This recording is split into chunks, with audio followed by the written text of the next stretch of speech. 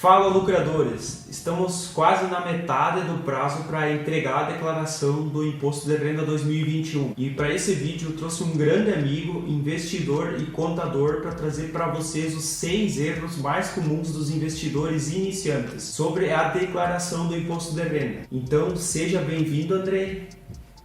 Agora, para cumprimentar, é assim, inclusive o Andrei investe na bolsa há mais tempo que eu, mas a especialidade dele mesmo é a contabilidade. Além de ser formado, ele é pós-graduado. Não é isso, Andrei? Isso aí, Júnior. Sou contador, pós-graduado em auditoria, controladoria e perícia e sou sócio proprietário da empresa Visionária e Assessoria Empresarial e investidor há 5 anos já. Bom, pessoal, consegui convencer o Andrei a criar também um canal no YouTube e compartilhar todo o conhecimento dele. Como o canal dele ainda não está pronto, ainda não tem vídeos lá, mas ele deve colocar vídeos em breve. Então eu vou deixar o link do canal dele no YouTube na descrição do vídeo. Já se inscrevam no canal dele e sobre o Instagram eu compartilho com vocês assim que ele estiver pronto. O Andrei me disse que está sendo criado e em breve vai começar a compartilhar conteúdo. Para esse vídeo eu convidei o Andrei para falar justamente sobre os erros mais comuns que os investidores e contribuintes cometem, e trazendo esses erros que a maioria comete, quem sabe conseguimos evitar que outras pessoas cometam os mesmos erros. Então, Andrei, quais são os erros mais comuns que você acaba presenciando e precisando resolver dos investidores? Então, Júnior, o erro mais comum é comprar ativos para terceiros em seu nome e não declarar o imposto de renda. Esse é um erro, inclusive, que eu cometi no começo. Meu irmão pediu para investir um dinheiro dele e ao invés de criar uma conta para ele na corretora, eu simplesmente transferi o dinheiro na minha conta e investi pela minha conta na corretora. Exatamente. Esse é um erro muito comum e que deve ser evitado. Somente quem declara ou pretende declarar como dependente deve misturar os investimentos. Mas na maioria dos casos é melhor declarar e investir separado, pois quem faz a declaração com dependente deve somar as rendas e as movimentações do titular e dependente. E isso pode acabar aumentando o imposto devido. Isso acontece, Júnior, porque as receitas somadas do dependente não são divididas por duas pessoas. O dependente, Júnior, acaba descontando um valor fixo de R$ 2.275,08 centavos. E muitas vezes esse desconto não é suficiente para reduzir a base de cálculo tributável que o dependente está trazendo para a declaração. Sobre os investimentos para terceiros, eu particularmente acho complicado investir dessa forma, pois além de ter que cuidar quanto é de cada um, se você não lançar essa movimentação na declaração, pode acabar caindo na malha fina. Isso porque a Receita cruza as informações do seu CPF, seja ela renda, alienação, movimentações da Bolsa de Valores, patrimônio, enfim, tudo que tiver vinculado ao seu CPF. Para o cálculo do imposto de renda,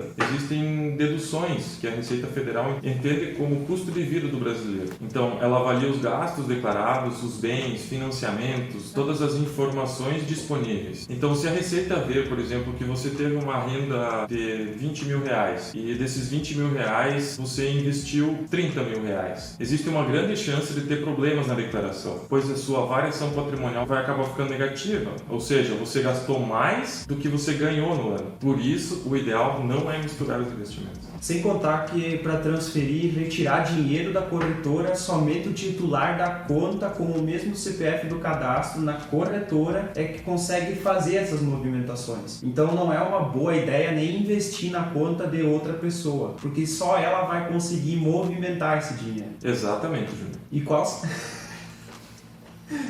Fala de novo? E qual seria o segundo erro, Andrei? O segundo erro é não declarar os investimentos por considerar um valor irrelevante. Putz, isso é o mais comum de todos. A dúvida que eu mais respondo é essa. Pessoas que vêm até mim falando que investiram pouco, me perguntando se precisam mesmo declarar ou fazer a declaração de ajuste anual. Eu vou dar um exemplo de uma situação que ocorreu esse ano comigo, Júnior. Uma pessoa chegou até mim, me disse que comprou ações de OIBR3 em fevereiro, acho que era, e disse que vendeu em abril. De acordo com os documentos que ela entregou para mim, essa essa pessoa não está obrigada a fazer a declaração por causa da sua renda ou do seu patrimônio. Mesmo assim, ela me questionou se ela deveria então fazer a declaração só por causa da movimentação que teve com a OIBR3 na Bolsa de Valores. A resposta é sim, porque a lei é clara. Ela fala que quem realizou operações em Bolsa de Valores, mercadorias, futuros ou semelhantes é obrigado a declarar. Em nenhum momento é citado um valor mínimo para declarar, então fica obrigado a declarar qualquer valor. É muito simples, na verdade. Operou na bolsa, é obrigado a declarar. Inclusive, tem um vídeo no canal onde eu falo sobre quem é obrigado a fazer a declaração. Então, quem ainda não viu, eu vou deixar no card logo aqui em cima. Mas conta para nós, Andrei, qual é o terceiro erro mais comum dos investidores iniciantes? Então, Júnior, o erro mais comum é não pagar o IR sobre a venda de fundos imobiliários e misturar os ETFs com os fundos. Muitos investidores imaginam que, como as operações de ações abaixo de R$20 mil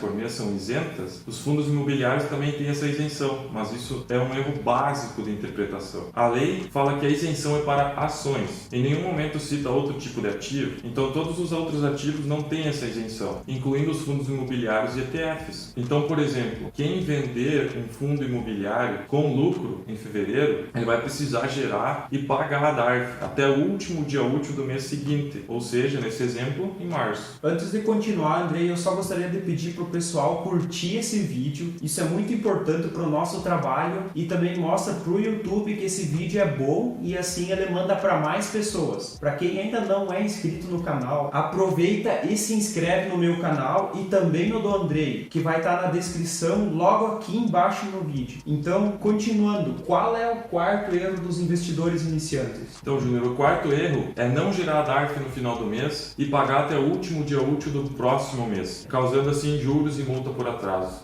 Essa aqui é um erro que pode custar muito mais caro do que a própria lucro da operação. Exatamente. Vamos pegar um fundo imobiliário, por exemplo. Como eu acabei de dizer, qualquer venda de fundo imobiliário com lucro incide imposto. Mas digamos que eu comprei e depois vendi um fundo imobiliário e tive que pagar um IR de R$20. Se eu não declarar, além de correr o risco de ter o CPF com pendências na Receita Federal, terei ainda que pagar esse imposto com juros e multa quando fizer a declaração de ajuste anual, pois na declaração de ajuste anual existem campos específicos para informar as operações e com base nas informações o sistema calcula o IR devido em cada mês de operação. Esse valor deve ser igual ao DARF que você pagou ao longo do ano. Lembrando que esses pagamentos também têm campos específicos para preencher na declaração, pois a partir do valor devido menos o valor pago que o sistema vai identificar se você pagou o IR corretamente ou não.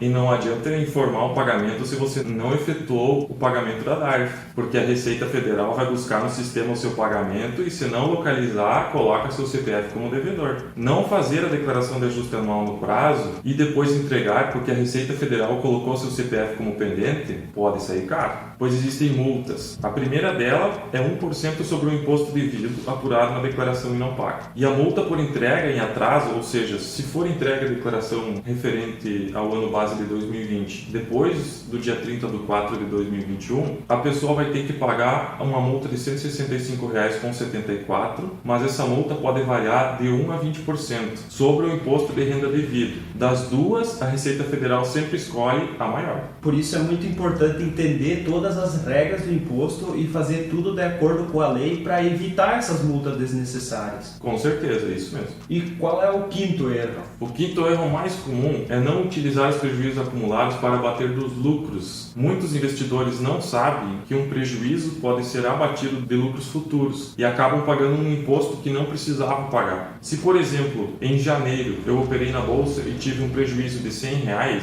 e em fevereiro consegui um lucro tributável de R$150, nesse caso eu não preciso pagar imposto de 15% sobre o meu lucro de R$150. Eu abato os R$100 de prejuízo do mês anterior, dos meus R$150 de lucro desse mês e calculo o imposto de 15% sobre os R$50 de lucro efetivo. Então, toda vez que tiver um prejuízo, é só deixar acumulado e abater os próximos lucros. E o prejuízo ele não tem prazo de validade?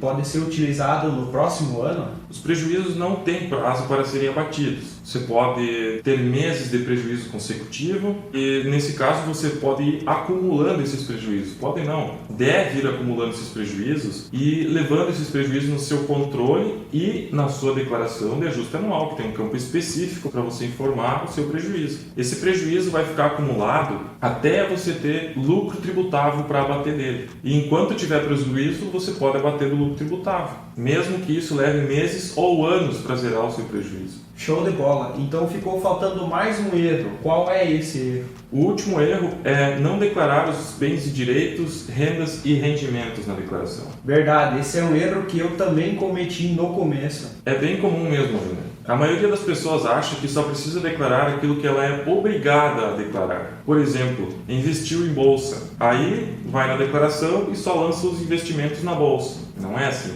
O fato de investir na bolsa não tira a isenção de declarar seu patrimônio. Então é obrigatório declarar toda a sua movimentação do ano, seja ela operações em bolsa de valores, compra e venda de um carro, a sua receita, seja como assalariado, autônomo, distribuição de lucros da sua própria empresa, por exemplo. E por que você não deve deixar de declarar nada do seu patrimônio? A Receita Federal tem um cruzamento de dados que vem sendo aprimorado constantemente para pegar essas inconsistências. Imagine que você não declara o seu carro. Enquanto você tem ele, provavelmente vai ficar tranquilo. Mas passa um tempo e você vende esse carro para um terceiro. Esse terceiro vai informar na declaração dele que comprou o carro de você. No sistema da Receita Federal, na hora que eles forem fiscalizar a sua declaração, vai constar que você vendeu um carro para esse terceiro. O fiscal que vai estar identificando sua declaração vai ver que, como assim? Esse cara aqui não tinha carro declarado. Como que ele vendeu um carro para esse terceiro aqui? Aí já pode ser um motivo para a Receita ter mais atenção sobre a sua declaração. Isso não significa que você imediatamente vai estar com o seu CPF inconsistente, porém vai fazer com que o fisco tenha mais atenção na sua declaração. Até com o exemplo do carro, eu vou dar um outro exemplo aqui. Digamos que o contribuinte declara uma renda de 100 mil reais durante o ano e não tem o carro declarado. Aí ele resolve vender o carro para poder andar de Uber, por exemplo. E ele vende o carro por, digamos, 60 mil reais. E resolve investir tudo na bolsa de valores. E aí ele declara esses investimentos tudo certinho. Provavelmente essa pessoa já investia parte da receita na bolsa e aí investe mais 60 mil reais de uma só vez. Isso dá 60% da renda anual. E isso não é comum,